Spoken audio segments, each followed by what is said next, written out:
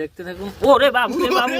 দর্শক কই কেউ হতাশ হবেন না, হাতির খেলা, শেষ খেলা, হাতির খেলা আমরা এখন দেখাবো। আমরা এটা নিয়ে আসছি কেন জানেন দর্শক? আপনারা ভাববেন না যে আমরা আবার বিড়ি টিড়ি খাই।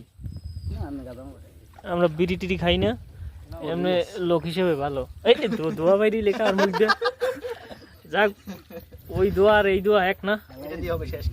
এখন বাবার রহমতের দোয়া। আমি এখন আপনাদের যেটা দেখাবো, আমরা কিন্তু এখন এই চুরি করে হালাল জিনিস খাচ্ছেন বলিও।